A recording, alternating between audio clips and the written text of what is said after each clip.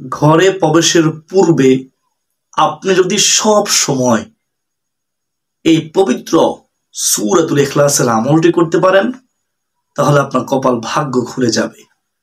আপনার ঘর থেকে অভাব অনটন দূর হয়ে যাবে, আপনার ঘর থেকে অশান্তি দূর হয়ে যাবে। আকাশ থেকে বৃষ্টি যেইভাবে মাটিতে বর্ষিত হয়, ঠিক রহমত আল্লাহ তাআলার পক্ষ থেকে আপনার ঘরের মধ্যে বর্ষিত হতেই থাকবে। সুবহানাল্লাহ। আপনি শুনে অবাক হয়ে যাবেন। আপনি যদি এই নিয়মে ঘরে প্রবেশের পূর্বে সূরাতুল ইখলাস আল্লাহকে সন্তুষ্টি করার জন্য পড়তে পারেন, শয়তান আপনার ঘরে প্রবেশ করতে পারবে না, শয়তান আপনার ঘরে বসবাস করতে পারবে না। জিন শয়তান সকল কিছু থেকে আল্লাহ রাব্বুল আলামিন আপনার ঘরকে হেফাজত করবেন, আপনাদেরকে হেফাজত করবেন। সূরাতুল ইখলাসের আমল অত্যন্ত দামি আমল। সূরাতুল ইখলাসের আমল কখনো বিফলে যায় না। আমাদেরকে বিশ্বাস রেখে সঠিকভাবে সূরা ইখলাসের আমলটি করতে হবে। যদি আপনারা জানতে চান, শিখতে চান, তাহলে আজকের এই গুরুত্বপূর্ণ আলোচনাটি শুরু থেকে শেষ পর্যন্ত মনোযোগ দিয়ে শুনতে হবে।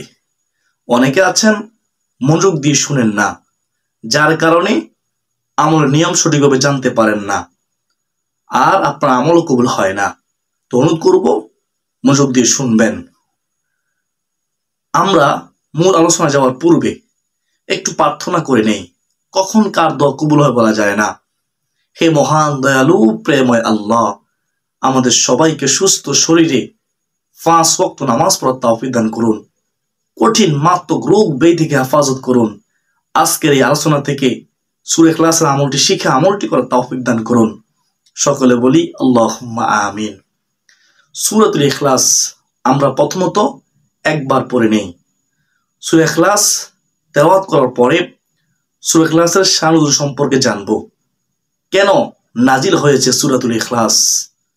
তারপরে আমরা জানব সূরাতুল ইখলাসের আমল সম্পর্কে ইনশাআল্লাহ।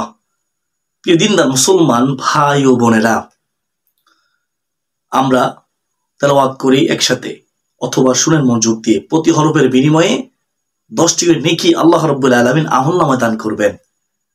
বিসমিল্লাহির রহমানির রহিম। কুল হুয়াল্লাহু আহাদ আল্লাহুস সামাদ লাম ইয়ালিদ ওয়া লাম ইউলাদ ওয়া লাম ইয়াকুল লাহু কুফুয়ান আহাদ। আল্লাহু আকবার কাবীরা। কতক্ষণ সময় লেগেছে তেলাওয়াত করতে, বেশি কোনো সময় লাগে নাই। এই সূরা ইখলাসের অর্থ, চমৎকার অর্থ খেয়াল করে শুনবেন। এই সূরা ইখলাসের মধ্যে আল্লাহ রাব্বুল আলামিন আল্লাহ তাআলার পরিচয় তুলে ধরেছেন। কুল, হে নবী আপনি বলুন, হুয়াল্লাহু আহাদ, তিনি আল্লাহ এক, অদ্বিতীয়।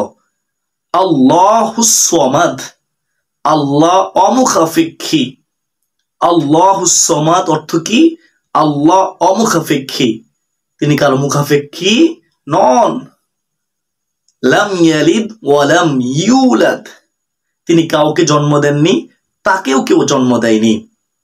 তিনি হচ্ছেন আল্লাহ। ওয়া লাম ইয়াকুল লাহু কুফুয়ান আহাদ, তার সমকক্ষ কেউ নেই। তিনি কে? আল্লাহ। এ হচ্ছে সূরাতুল ইখলাসের অনুবাদ। এখন শুনেন সূরাতুল ইখলাস কেন নাজিল হয়েছে।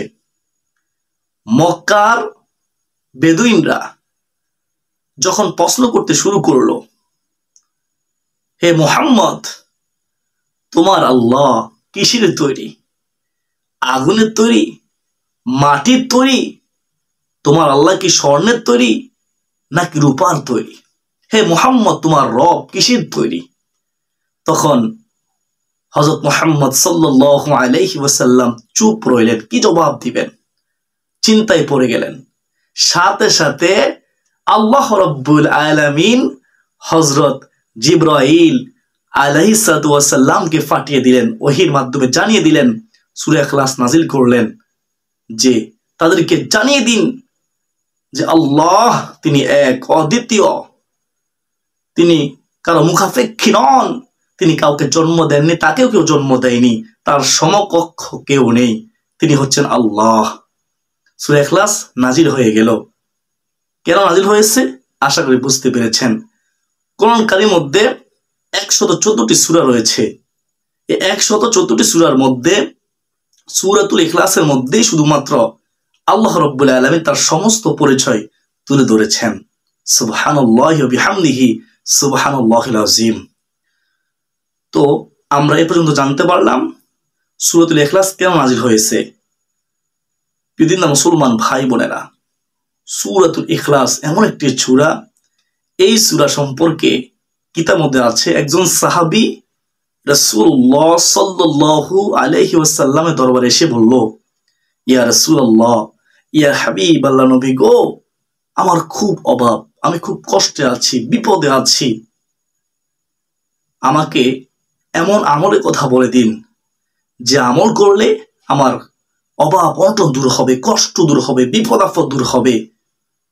তখন সাথে সাথে দয়ার নবী, মায়ার নবী, রহমাতুল লিল আলামিন নবীজি রাসূলুল্লাহ সাল্লাল্লাহু আলাইহি ওয়াসাল্লাম ওই সাহাবীকে এই আমলের কথা বলে দিয়েছেন।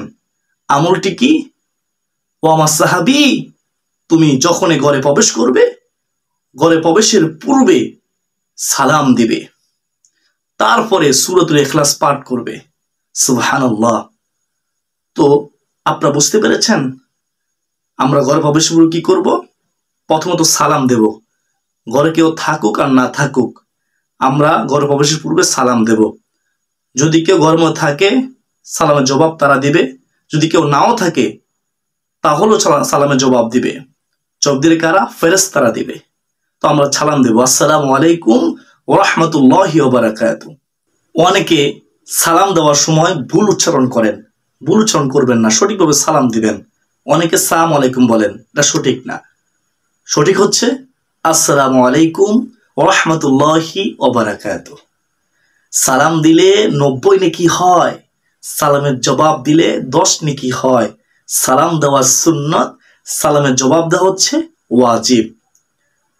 প্রিয় মুসলমান ভাই বোনেরা, যখন কোনো ঘরের মধ্যে সালামের প্রচলন থাকবে, মনে রাখবেন ওই ঘরটা জান্নাতের টুকরা হয়ে যাবে, ওই ঘর থেকে অশান্তি দূর হয়ে যাবে। প্রিয় মুসলমান ভাই বোনেরা, যখন স্বামী স্ত্রীকে সালাম দিবে, স্ত্রী স্বামীকে সালাম দিবে, যখন সন্তান মা বাবাকে সালাম দিবে, ওই ঘরটা হয়ে যাবে জান্নাতের টুকরা। স্বামী স্ত্রীর প্রতি ভালোবাসা আল্লাহ তাআলা বৃদ্ধি করে দিবে। স্ত্রী স্বামীকে ভালোবাসবে, স্বামী স্ত্রীকে ভালোবাসবে, সন্তান তার মা বাবার কথা শুনবে। মনে রাখবেন ও সন্তানেরা, আপনারা বেশি বেশি করে আপনাদের মা বাবাকে সালাম দিবেন। আপনারা তো জানেন মা বাবা তো আল্লাহ তাআলা ফেরত দেন না। 3 শ্রেণীর ব্যক্তির তো আল্লাহ তাআলা ফেরত দেন না। 1 মুসাফির, 2 মা বাবা, 3 মাজলুম। তো সন্তানের উচিত বেশি বেশি করে মা বাবাকে সালাম দেওয়া। আপনি যখন আসসালামু আলাইকুম ওয়া রাহমাতুল্লাহি ওয়া বারাকাতুহু বলবেন, তখন আপনার মাও বলবে ওয়া আলাইকুম আসসালাম ওয়া রাহমাতুল্লাহি ওয়া বারাকাতুহু। আপনার মা আপনার জন্য দোয়া করবে। আর আল্লাহ রাব্বুল আলামিন আপনার মায়ের দোয়া ফেরত দিবেন না। আপনার মা আপনার জন্য রহমতের দোয়া করবে, শান্তির দোয়া করবে, বরকত দোয়া করবে। প্রিয় মুসলমান ভাই বোনেরা, তো আমরা ঘরে প্রবেশের পূর্বে অবশ্যই সালাম দেব। সালাম দেওয়ার পরে আমরা বিসমিল্লাহ সহকারে সূরাতুল ইখলাস পড়ব। এভাবে পড়ব, বিসমিল্লাহির রহমানির রহিম, কুল হুয়াল্লাহু আহাদ, আল্লাহুস সামাদ, লাম ইয়ালিদ ওয়া লাম ইউলাদ ওয়া লাম ইয়াকুল লাহু কুফুয়ান আহাদ।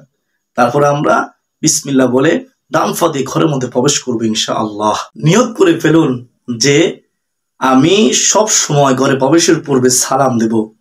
আল্লাহ তাআলার কাছে দোয়া করুন, ওগো মালিক আল্লাহ, তুমি আমাকে তৌফিক দাও, আমি যেন ঘরে প্রবেশের পূর্বে সালাম দিতে পারি। নিয়ত করে ফেলুন আমি ঘরে প্রবেশের পূর্বে সালামের পরে বিসমিল্লাহ সহকারে সূরা ইখলাস পড়ব। আল্লাহ তাআলার কাছে দোয়া করুন, ওগো মালিক আল্লাহ, আমাকে ঘরে প্রবেশের পূর্বে বিসমিল্লাহ সহকারে সূরা ইখলাস পড়ার তৌফিক দান করুন। আল্লাহ তাআলার কাছে তৌফিক চান। আল্লাহ তাআলা তৌফিক দিলে অবশ্যই আপনি ঘরে প্রবেশের পূর্বে সব সময় সূরা ইখলাসের আমলটি করতে পারবেন। আর আপনি যখন থেকে সূরা ইখলাসের আমলটি করা শুরু করবেন, তখন থেকে দেখবেন আপনার ঘরে রহমত বর্ষিত হতেই থাকবে, অশান্তি দূর হয়ে যাবে, শয়তান ঘরে প্রবেশ করতে পারবে না, জিন ঘরে প্রবেশ করতে পারবে না, কে কোনো ক্ষতি করতে পারবে না, সমস্ত রকম বিপদ আপদ থেকে আপনাকে আপনার ঘরকে হেফাজত করবে ইনশাআল্লাহ। আল্লাহ তাআলা আমাকে আপনাকে আমাদের সবাইকে সূরা ইখলাস বেশি বেশি তেলাওয়াত করার তৌফিক দান করুন। আমরা সবাই জানি সূরা ইখলাস পড়লে, একবার পড়লে 10 পারা কোরআন কারীম খতম করার সওয়াব পাওয়া যায়, 2 বার পড়লে 20 পারা, 3 বার পড়লে 30 পারা। তো আমরা কেন পড়ি না? আমরা বেশি বেশি করে পড়বো। এর চেয়ে সুসংবাদ কি হতে পারে? আমরা অনেকে জানি সূরা ইখলাস 10 বার পড়লে সাথে সাথে আল্লাহ রাব্বুল আলামিন জান্নাতের মধ্যে একটি বালাখানা তৈরি করেন। মান করা কুল হুয়াল্লাহু আহাদ 10 মাররাতিন বানাল্লাহু লাহু বাইতান ফিল জান্নাহ। আল্লাহ তাআলা জান্নাতের মধ্যে একটি বালাখানা সাথে তৈরি করেন যে ব্যক্তি সূরা ইখলাস 10 বার পাঠ করে। আল্লাহ তাআলা আমাকে আপনাকে আমাদের সবাইকে সূরা ইখলাস পাঠ করার তৌফিক দান করুন, আমিন। আজ দিনে পর্যন্তই, সকলে সুস্বাস্থ্য কামনা করে বিদায় নিচ্ছি। ওয়া মা আলাইনা ইল্লাল বালাগ। আসসালামু আলাইকুম ওয়া রাহমাতুল্লাহি ওয়া বারাকাতুহু।